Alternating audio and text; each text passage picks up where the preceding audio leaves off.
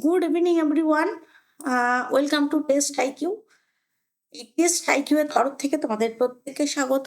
তো প্রতিদিনের ন্যায় আজকে আমরা খুব গুরুত্বপূর্ণ একটা জায়গা নিয়ে আলোচনা করব এবং আমরা জানি যে এই যে জেন্ডার বা এই লিঙ্গ এখান থেকে কিন্তু বিগত বছরগুলোতে মানে প্রশ্ন এসেছে এবং আমরা যদি সিটেট এর ক্ষেত্রেও একটু খুব ভালো করে দেখে থাকি, সিটেট এর ক্ষেত্রেও কিন্তু এই জেন্ডার থেকে ভীষণ ধারণামূলক প্রশ্ন কিন্তু এসে থাকে।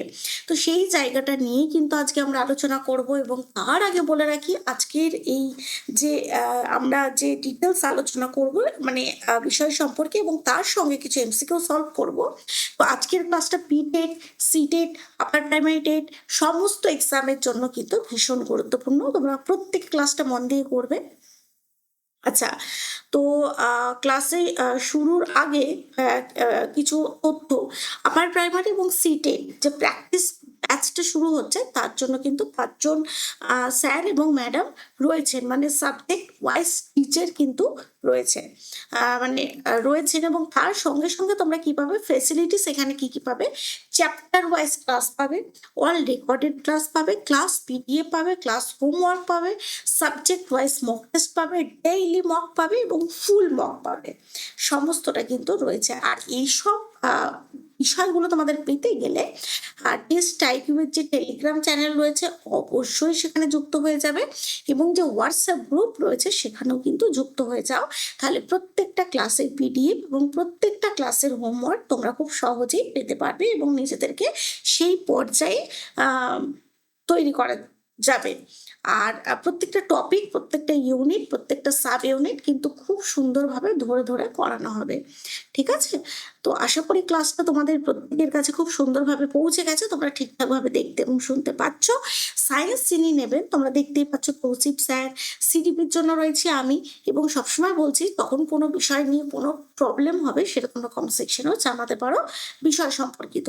সোশ্যাল স্টাডিজের জন্য রয়েছেন সঞ্জয় স্যার, ইংলিশের জন্য রয়েছেন সুপ্রীতি ম্যাম এবং বাংলার জন্য রয়েছেন বিশ্বজিৎ স্যার। তো চলো আজকে প্রতিদিনের ন্যায় আজকে 30টা এমসিকিউ আমরা সলভ করবো। তো এমসিকিউ সলভ করার আগে যে বিষয়টা আমরা একটু আলোচনা করব সেটা হচ্ছে যে আগে আমরা একটু একটু চিন্তা করব। কি চিন্তা করব? প্রথমে কিছু প্রশ্ন আমি তোমাদের সামনে রাখবো। এটা আমি রাখলাম, মানে প্রশ্নটা কি, 1 নম্বর প্রশ্ন আমি রাখলাম যে ছেলেরা কি কাঁদতে পারে? তোমরা বলো, ছেলেরা যারা ক্লাস করবে, শিক্ষার্থী শিক্ষকরা যারা রয়েছে তারা বলো, ছেলেরা কি কাঁদতে পারে এবং যদি কাঁদে তাহলে সমাজ সেটাকে কিভাবে দেখে?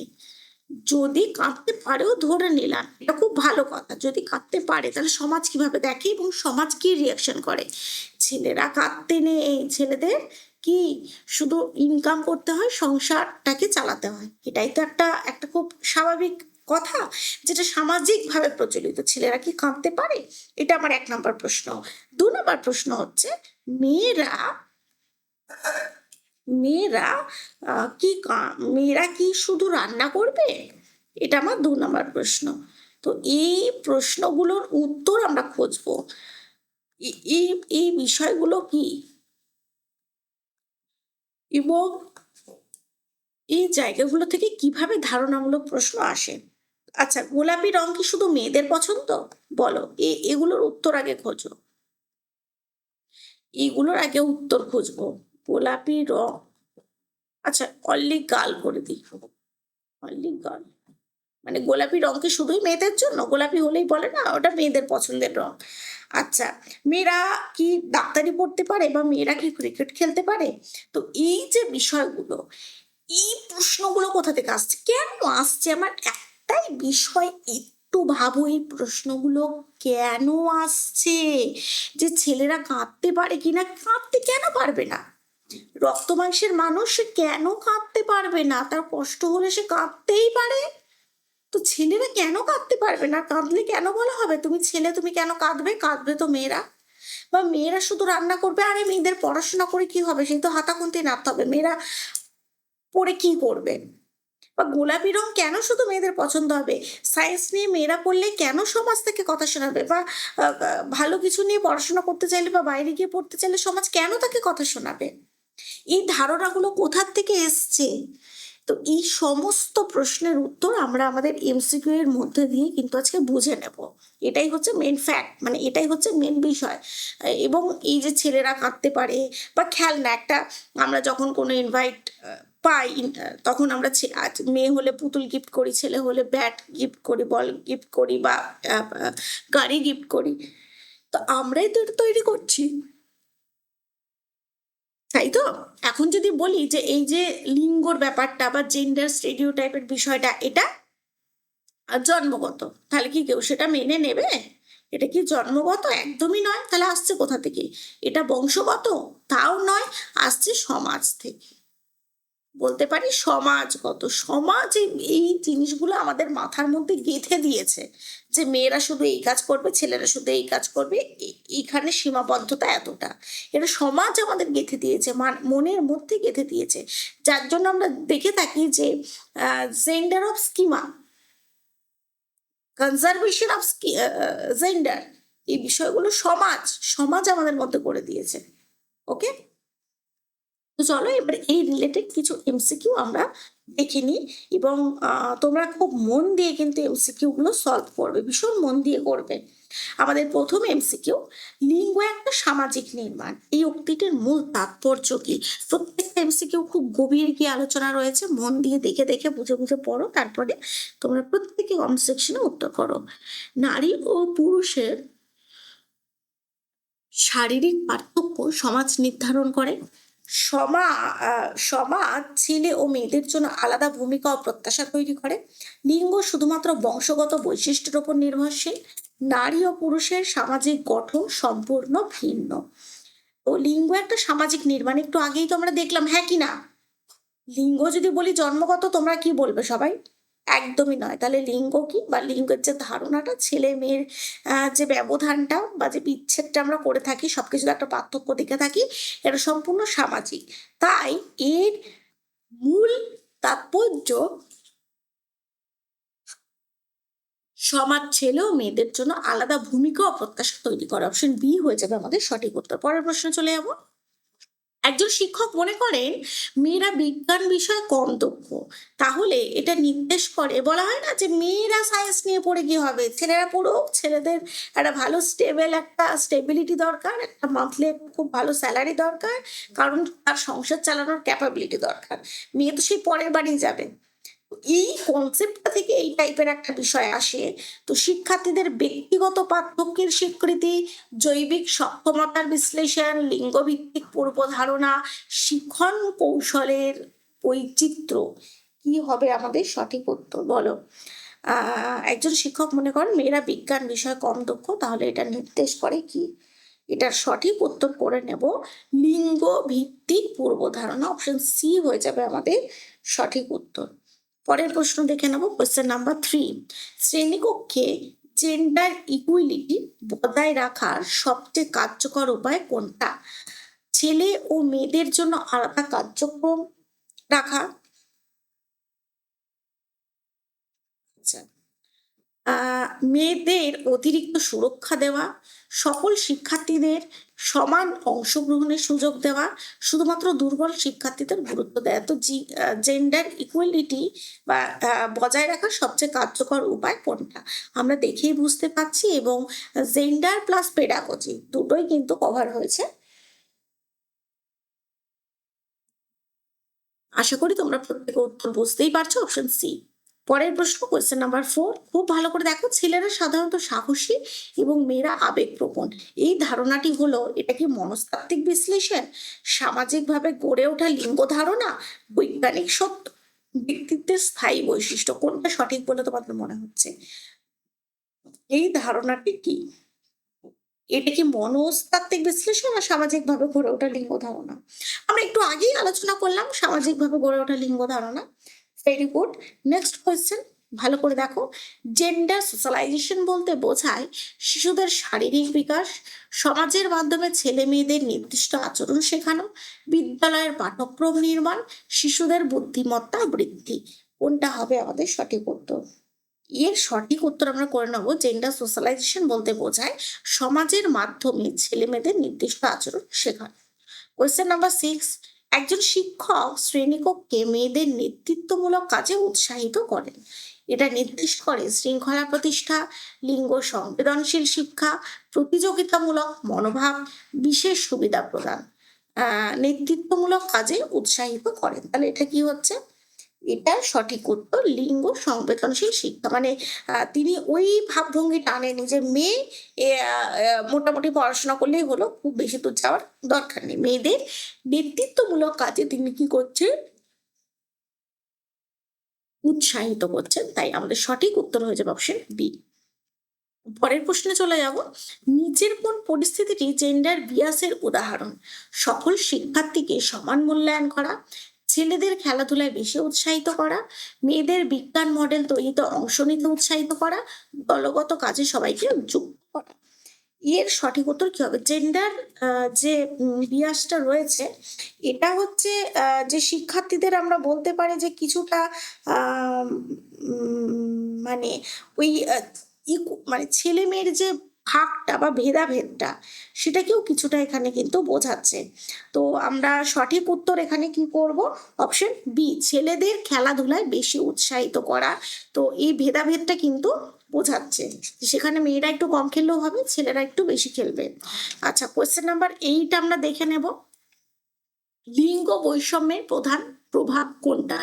আত্মবিশ্বাস ও অংশগ্রহণ কমে যাওয়া, স্মৃতিশক্তি বৃদ্ধি পাওয়া, শারীরিক বৃদ্ধি দ্রুত হওয়া, প্রতিযোগিতামূলক মনোভাব বৃদ্ধি পাওয়া। কোয়েশ্চেন নাম্বার 8 এর সঠিক উত্তর কি হবে? আচ্ছা, লিঙ্গ বৈষম্যের প্রধান প্রভাব কোনটা? প্রধান প্রভাব কোনটি? আত্মবিশ্বাস ও অংশগ্রহণ কমে যাওয়া, যেটা লিঙ্গ বৈষম্যের প্রধান প্রভাব। অপশন এ হয়ে যাবে সঠিক উত্তর। পরের প্রশ্ন, কোয়েশ্চেন নাম্বার 9। জেন্ডার সেন্সিটিভ ক্লাসরুমের অন্যতম বৈশিষ্ট্য কি বা হলো?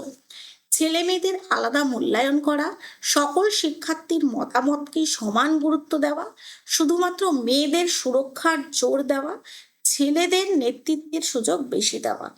ছেলে ও মেয়েদের আলাদা মূল্যায়ন করা, সকল শিক্ষার্থীর মতামতকে সমান গুরুত্ব দেওয়া। ভালো করে দেখো কোনটা হচ্ছে? মেয়েদের সুরক্ষা না ছেলেদের নেতৃত্বতে সুযোগ বেশি দেওয়া? জেন্ডার সেন্সিটিভ ক্লাসরুম, এর সঠিক উত্তর কিন্তু হয়ে যাবে অপশন বি, সকল শিক্ষার্থীর মতামতকে সমান গুরুত্ব দেওয়া। অপশন বি হয়ে যাবে আমাদের সঠিক উত্তর। পরের প্রশ্ন, কোয়েশ্চেন নাম্বার 10। শিক্ষক যদি মেয়েদের বিজ্ঞান প্রজেক্টে অংশ নিতে নিরুৎসাহিত করেন, এটা কোনটির উদাহরণ? Gender equality, gender sensitization, gender bias, gender empowerment. কোনটা করব আমরা? সঠিক উত্তর মেয়েদের বিজ্ঞান প্রজেক্টে অংশ নিতে নিরুৎসাহিত করেন, মানে এখানে ওই বিষয়টা রয়েছে যে ছেলেরা এটা করবে, মেয়েরা এটা করবে না, বা ছেলেরা বিজ্ঞান নিয়ে পড়ুক কারণ ছেলেদের চাকরি বাকরি দরকার, মেয়েদের চাকরি না করলেও হবে। তো এই যে কনসেপ্টটা, এটার সঠিক উত্তর আমরা কোনটা নেব? অপশন সি, একটু আগেই বললাম। আচ্ছা, পরের প্রশ্ন, কোয়েশ্চেন নাম্বার 11। খুব ভালো করে দেখো। নারী শিক্ষার উন্নতি কোন প্রকল্পের লক্ষ্য? বেটি বাঁচো Beti Padhao, POSH act, POCSO act, food safety act. এটা কিন্তু আমরা দেখেই বুঝতে পারছি যে নারী শিক্ষার উন্নতির কোন প্রকল্পের লক্ষ্য। এটা দেখো, একটু যদি বলি যে বেটি বাঁচো বা বেটি পড়াও, এটা হয়ে যাবে তো আমাদের সঠিক উত্তর। এবং মেয়েকে বাঁচাও মেয়েকে পড়াও, এটা শুরু হয়েছিল কত সালে? 2015 সালে এটা শুরু হয়েছিল, এবং ভারত সরকারের উদ্যোগে, যার মূল উদ্দেশ্য ছিল যে শিশু কন্যা রয়েছে তাদের সুরক্ষা করা, মেয়েদের শিক্ষার হার বৃদ্ধি করা, সমাজে মেয়েদের মর্যাদা বৃদ্ধি করা, নারী শিক্ষার উন্নতি করা, এইসব বিষয়গুলো ছিল এর উদ্দেশ্য। এবং POSH যেটা হচ্ছে প্রিভেনশন অফ যে সেক্সুয়াল হ্যারাসমেন্ট অ্যাক্ট। তো এখানে কিন্তু মেইনলি মানে মহিলাদের যে যৌন হেনস্থা করা, সেটা থেকে সুরক্ষা দেওয়া, বা বলতে পারি যে নিরাপদ কর্মপরিবেশ দান করা, এটাও বলা যেতে পারে। তারপরে POCSO যে অ্যাক্টটা রয়েছে, এটা হচ্ছে প্রোটেকশন অফ চিলড্রেন, হ্যাঁ, ফ্রম সেক্সুয়াল অফেন্স অ্যাক্ট, যেটা মানে শিশুদের যে যৌন অপরাধ বা যৌনতা থেকে যে বিষয়টা হচ্ছে হ্যারাসমেন্ট, তার থেকে রক্ষা করা, হ্যাঁ, তাদের নির্যাতনের বিরুদ্ধে আইনগত ব্যবস্থা নেওয়া, মানে এক কথায় শিশু সুরক্ষা আইন বা নারী শিক্ষার মানে সেই বিষয়টা শিশু সুরক্ষা। আর ফুড সেফটি তো আমরা বুঝতেই পারছি, তো সবকিছুর ঊর্ধ্বে মানে সব থেকে গুরুত্বপূর্ণ যেটা, অপশন এ হয়ে যাবে আমাদের সঠিক উত্তর। পরের প্রশ্ন দেখে নেব, কোয়েশ্চেন নাম্বার 12। নারী পুরুষের সমান অধিকার নিশ্চিত করতে কোন আইন গুরুত্বপূর্ণ? একটু আগেই যেহেতু আমরা আলোচনা করলাম, সেক্ষেত্রে এটার সঠিক উত্তর কি হবে বলে তোমাদের মনে হয়? নারী পুরুষের সমান অধিকার নিশ্চিত করতে কোন আইন গুরুত্বপূর্ণ? এক্ষেত্রে আমরা সঠিক আইন উত্তর নিয়ে নেব all of the above, option B. পরের প্রশ্ন, কোয়েশ্চেন নাম্বার 13। শিশুর ধারণা যে পোশাক বদলালে ছেলে মেয়ে বদলে যেতে পারে, এটা নির্দেশ করে gender stability, gender identity, lack of gender constancy, gender stereotype. কি হবে আমাদের সঠিক উত্তর বলো? শিশুর ধারণা যে পোশাক বদলালে ছেলে মেয়ে বদলে যেতে পারে, এটা কি নির্দেশ করে? Question number 13। এর সঠিক উত্তর করব lack of gender constancy. Question number 14, খুব ভালো করে মন দিয়ে দেখো এটা, হ্যাঁ। জেন্ডার স্কিমা ও জেন্ডার স্টেরিওটাইপের মধ্যে সঠিক পার্থক্য কি? জেন্ডার স্কিমা হচ্ছে তথ্যসমূহের জ্ঞান, তাই তো। আর জেন্ডার স্টেরিওটাইপ হচ্ছে যে ছেলেরা কাঁদতে পারে না, মেয়েরা কাঁদতে পারে, ছেলেরা চাকরি করবে, মেয়েরা ঘরের কাজ করবে, এই ব্যাপারটা। তো এই পার্থক্যটা কি দুটোই এক? মানসিক কাঠামো, স্কিমা একটা মানসিক কাঠামো, স্টেরিওটাইপ সামাজিক বিশ্বাস। স্টেরিওটাইপ জৈবিক, স্কিমা সামাজিক, না দুটোই জৈবিক? কোনটা হবে আমাদের সঠিক উত্তর বলো? এর সঠিক উত্তর করে নেব স্কিমা মানসিক কাঠামো, স্টেরিওটাইপ সামাজিক বিশ্বাস। Question number 15। শিশুর মনে লিঙ্গভিত্তিক তথ্য সংগঠিত করার মানসিক কাঠামোকে কি বলা হয়? ভালো করে দেখো, শিশুর মনে লিঙ্গভিত্তিক তথ্য সংগঠিত করার মানসিক কাঠামোকে কি বলা হয়? এটার সঠিক উত্তর স্কিমা। স্কিমা হচ্ছে কিছু তথ্যের অর্জিত তথ্য সমূহের সংগঠন। তো তথ্য সংগঠিত করার মানসিক কাঠামোকে বলা হয় জেন্ডার অফ স্কিমা। যে মানে ওইটা সম্পর্কে যে ধারণাটা আমাদের মধ্যে রয়েছে, এই যে ছেলে মেয়ে যে বিষয়টা, পাঠ্য বইয়ে কেবল পুরুষ ডাক্তার ও নারী নার্স দেখানো বলে এটা gender equality, gender schema, reinforcement of gender stereotype, gender neutrally. বলো, এটা আমরা বলতে পারি। দেখবে যে এই বিষয়টাও কারিকুলাম পাঠ্যক্রমের ক্ষেত্রে বলা হয়েছে, শুধুমাত্র বইয়ে ছেলেদের ছবি দেওয়া যাবে না, বা ছেলেরা ডাক্তার, ছেলেরা ইঞ্জিনিয়ার, ছেলেরা চাকরি করছে বা কোনো প্রতিষ্ঠানে রয়েছে, এবং মেয়েরা শুধু ঘরের কাজ করছে, সংসার সামলাচ্ছে, ঝাড় দিচ্ছে, বাসন মাজছে, এরকম কোনো ছবি দেখা যাবে না। সেক্ষেত্রে একটা সমতা বজায় রাখতে হবে। হ্যাঁ, ছেলেরাও সমতার সঙ্গে কাজ করবে, মেয়েরাও সমতার সঙ্গে কাজ করবে। তো এটা সঠিক উত্তর কি হবে? এর সঠিক উত্তর হয়ে যাবে রিইনফোর্সমেন্ট অফ জেন্ডার স্টেরিওটাইপ। ঠিক আছে, কেবল পুরুষ ও ডাক্তার নার্স দেখানো হলে এটা। ঠিক আছে, চলো পরের প্রশ্ন আমরা দেখে নেব। যদি দেখানো হয়ে থাকে এটা বুঝতে হবে, হ্যাঁ। Question number 17। Gender schema theory অনুযায়ী শিশু জন্মগতভাবে জেন্ডার রোল জানে, সমাজ থেকে শেখা জেন্ডার তথ্য সংগঠিত করে, হরমোন দ্বারা নিয়ন্ত্রিত, কেবল জিন দ্বারা নিয়ন্ত্রিত। কি হবে? জেন্ডার স্কিমা থিওরি অনুযায়ী শিশু কি? এর সঠিক উত্তর করব সমাজ থেকে শেখা জেন্ডার তথ্য সংগঠিত করে। সমাজ থেকে শেখা জেন্ডার তথ্য সংগঠিত করে, অপশন বি হয়ে যাবে আমাদের সঠিক উত্তর। কোয়েশ্চেন নাম্বার 18 কি? রাইট টু এডুকেশন অ্যাক্ট, হ্যাঁ, 2009-এর সাথে জেন্ডার অ্যাওয়ারনেসের সম্পর্ক। শুধুমাত্র ছেলেদের শিক্ষা, শুধুমাত্র মেয়েদের শিক্ষা, সমান ও অন্তর্ভুক্তিমূলক শিক্ষা, কেবল গ্রামীণ শিক্ষা। তোমরা কিন্তু প্রত্যেকটা অ্যান্সার কমেন্ট সেকশনে করবে, প্রতিটা অ্যান্সার। আর যদি কোনো প্রশ্ন নিয়ে আবারও বলছি কোনো সংকোচ থাকে, সেটাও তোমরা কমেন্ট সেকশনে জানাবে। আচ্ছা, এর সঠিক উত্তর কি? রাইট টু এডুকেশন অ্যাক্ট সকলে মানে সকলে শিক্ষা গ্রহণের অধিকার রয়েছে, এবং জেন্ডার অ্যাওয়ারনেসের সম্পর্কে সমান ও অন্তর্ভুক্তিমূলক শিক্ষা। এবং আমরা এটাও জানি যে এই অন্তর্ভুক্তিমূলক শিক্ষা, এখান থেকেও কিন্তু প্রশ্ন বিভিন্ন রকমভাবে আসছে। এই টপিকটা কিন্তু ভীষণ গুরুত্বপূর্ণ, এবং আশা রাখা যায় আসন্ন পরীক্ষাতেও কিন্তু এখান থেকে প্রশ্ন থাকবে। Question number 19। 19, বিদ্যালয়ে আলাদা খেলাধুলা কেবল ছেলেদের জন্য রাখা হলে তা কি নির্দেশ করে? জেন্ডার সেন্সিটিজম, gender inclusion, gender bias in opportunities, gender equality. আচ্ছা, আলাদা খেলাধুলার ব্যবস্থা রাখা হচ্ছে, তাহলে এটা কি বোঝাচ্ছে? আলাদা খেলাধুলার ব্যবস্থা রাখা হচ্ছে, এবং যখনই আলাদা বা ভেদাভেদের বিষয়টা রয়েছে তখন কিন্তু আমরা নিয়ে নেব অপশন সি। পরের প্রশ্ন, খুব ভালো করে দেখো, জেন্ডারকে সামাজিক নির্মাণ বলা হয় কেন? এটা জন্মের সময় নির্ধারিত হয়, এটা জৈবিক বৈশিষ্ট্যের ওপর নির্ভর করে, এটা সমাজ ও সংস্কৃতির মাধ্যমে গঠিত হয়, এটা হরমোনের দ্বারা নিয়ন্ত্রিত হয়। বলো, জেন্ডারকে সামাজিক নির্মাণ বলা হয় কেন? কোনটা সঠিক উত্তর বলে তোমাদের মনে হচ্ছে? কারণ সামাজিক নির্মাণ, কারণ এটা সমাজ ও সংস্কৃতির মাধ্যমে গড়ে ওঠে। অপশন সি হয়ে যাবে আমাদের সঠিক উত্তর। 21, জেন্ডার ইনক্লুসিভ এডুকেশনের মূল বৈশিষ্ট্য কি? একই ধরনের আচরণ করা, বৈচিত্র্য ও সমান মর্যাদাকে স্বীকৃতি দেওয়া, আলাদা মূল্যায়ন পদ্ধতি রাখা, শুধুমাত্র দুর্বল শিক্ষার্থীদের সাহায্য করা। বলো। আচ্ছা, জেন্ডার ইনক্লুসিভ এডুকেশনের বৈশিষ্ট্য, এটা হয়ে যাবে অপশন বি, বৈচিত্র্য ও সমান মর্যাদাকে স্বীকৃতি দেওয়া। পরের প্রশ্ন, কারণ ইনক্লুসিভ মানেই সমতা, সমান সমান সবাই সমানভাবে এক ছাদের তলায় শিক্ষা লাভ করবে, সেখানে ধনী হোক, দরিদ্র হোক, বা আদার কাস্ট হোক, বা পথশিশু হোক, সেটা কোন ব্যাপার না, বা পিছিয়ে পড়া শিক্ষার্থী হোক, সবাইকে একসাথে এক ছাদের তলায় শিক্ষাদান করতে হবে, যেটা হচ্ছে মোদ্দা কথা ইনক্লুসিভ এডুকেশনের। একজন শিক্ষক যদি শুধুমাত্র ছেলেদের স্বাভাবিক নেতা হিসেবে বিবেচনা করেন, তাহলে সেটা জৈবিক বাস্তবতা, সামাজিকভাবে নির্মিত পক্ষপাত, ব্যক্তিত্ব বিশ্লেষণ, অন্তর্ভুক্তিমূলক মনোভাব। কোনটা?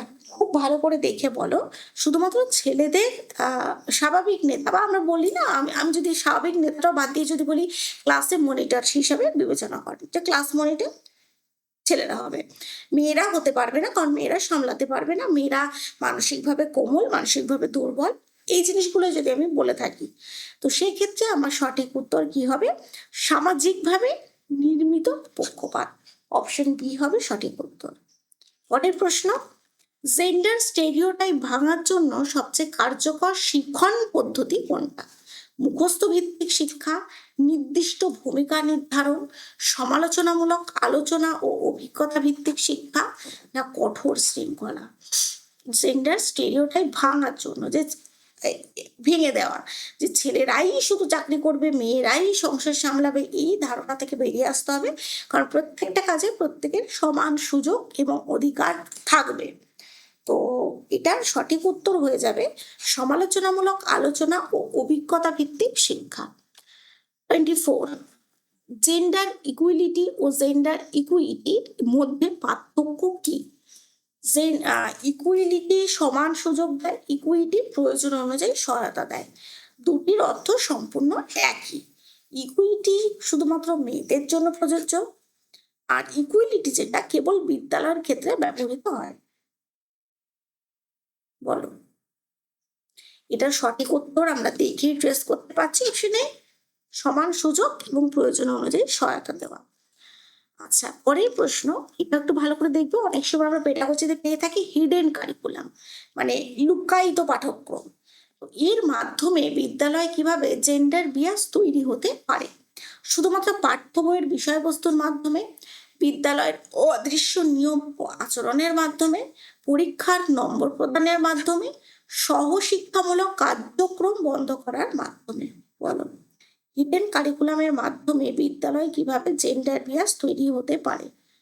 কোনটা করবো আমরা সঠিক উত্তর? আমরা ইজিলি দেখেই বুঝতে পারছি এর সঠিক উত্তর হয়ে যাবে অপশন বি, বিদ্যালয়ের অদৃশ্য নিয়ম ও আচরণের মাধ্যমে। এবার অদৃশ্য আচরণ বা নিয়ম কি হতে পারে সেটা আমরা এতক্ষণ এমসিকিউ করে একটু হলেও আঁচ করেছি, যে ছেলেদেরকে একটু বেশি এনকারেজ করা, ছেলেদেরকে খেলার মধ্যে একটু বেশি এনগেজ করা, ছেলেদেরকে ক্লাসের মনিটর করা, বা মেয়েদেরকে গৃহ শিক্ষার মানে গৃহ শিক্ষার যে জায়গাগুলো আছে সেগুলোতে বেশি ফোকাস করতে বলা, ছেলেদেরকে বিজ্ঞানের দিকে বেশি ফোকাস করতে বলা, এই জায়গাগুলো। তো সঠিক উত্তর কিন্তু অপশন বি। এবারে আমরা চলে যাব আমাদের আজকের কিছু হোমওয়ার্কে। তোমাদের আবারও বলছি, যারা হোমওয়ার্কগুলো করতে চাইছো বা পিডিএফগুলো কালেক্ট করতে চাইছো, তারা অবশ্যই কিন্তু হোয়াটসঅ্যাপ গ্রুপে জয়েন হয়ে যাও অথবা টেলিগ্রাম চ্যানেলে কিন্তু যুক্ত হয়ে যাও, ঠিক আছে? আচ্ছা, তোমরা প্রত্যেকে কমেন্ট সেকশনে এই হোমওয়ার্কের উত্তরগুলো দেবে। তো প্রথম যে হোমওয়ার্ক রয়েছে, শিশুরা সাধারণত কত বছর বয়সে নিজেদের ছেলে মেয়ে হিসাবে চিনতে পারে? এটা একটা বেসিক আইডিয়া করেই আমরা সঠিক উত্তর কিন্তু দিতে পারবো। 1 বছর, 2 বছর, 3 বছর না 5 বছর, ক বছর থেকে আমরা নিজেদেরকে আইডেন্টিফাই করতে পারি যে আমি ছেলে না মেয়ে? আচ্ছা, পরের প্রশ্ন, মেয়েরা রান্না করে, ছেলেরা বাইরে কাজ করে, এটা কিসের উদাহরণ? Gender schema theory, conservation of gender, gender stereotype, লিঙ্গ বৈচিত্র্য। খুব ইজি একটা কোয়েশ্চেন। কোয়েশ্চেন নাম্বার 28, নিচের কোনটা লিঙ্গ বৈষম্যের উদাহরণ নয়? মেয়েদের রান্নার কাজ শেখানো, ছেলেদের খেলাধুলার সুযোগ দেওয়া, ছেলে মেয়েদের একসাথে প্রকল্পে কাজ করতে দেওয়া, ছেলেদের বিজ্ঞান নিয়ে পড়ানো। কোনটা হবে সঠিক উত্তর? এবং পরের প্রশ্ন, মেয়েরা কাঁদে, ছেলেরা কাঁদে না, এটা কোন ধরনের ধারণা? এটা কি আদৌ যৌক্তিক বলে তোমাদের মনে হয়? না ইকুয়ালিটি রয়েছে, না জেন্ডার স্টেরিওটাইপ রয়েছে, না লিঙ্গ নিরপেক্ষতা রয়েছে? সেটা একটু ভেবে আশা করি আমার প্রত্যেকটা শিক্ষার্থী সঠিক উত্তর কমেন্ট সেকশনে ইজিলি দিতে পারবে। এবং আজকে শেষ প্রশ্ন, নিম্নের কোনটা জেন্ডার স্টেরিওটাইপ নয়? মেয়েরা রান্না করে, ছেলেরা সাহসী, মেয়েরাও বৈজ্ঞানিক হতে পারে, ছেলেরা রাগী। ওকে, আমি আবারও একবার তোমাদের সকলের জন্য বলে দেব, সকলের সুবিধার্থে বলে দেব যে এই পিডিএফটা নিতে হলে বা পিডিএফটা পেতে গেলে বা পিডিএফ অনুযায়ী নিজেদেরকে তৈরি করতে গেলে যে টেলিগ্রাম চ্যানেল এবং হোয়াটসঅ্যাপ গ্রুপে জয়েন হয়ে যাও। এর বাইরে আমাদের প্রত্যেকটা ক্লাস পাওয়ার জন্য তোমাদের চ্যানেলটাকে সাবস্ক্রাইব করে দাও এবং অবশ্যই আজকের ক্লাসটা যদি ভালো লেগে থাকে একটা করে লাইক করে দেবে এবং ক্লাস কেমন লাগছে অবশ্যই জানাবে। আজ এই পর্যন্তই। সকলে ভালো থাকো, সুস্থ থাকো। দেখা হবে পরের ক্লাসে অন্য কোনো ইম্পর্টেন্ট টপিক নিয়ে এবং এমসিকিউ নিয়ে। ততক্ষণ পর্যন্ত কিন্তু যে কটা ক্লাস হয়েছে তোমরা সেই কটা ক্লাসের পিডিএফগুলো কালেক্ট করে অবশ্যই খুব ভালো করে তৈরি হয়ে নাও। আজ এই পর্যন্তই। সকলে ভালো থাকো।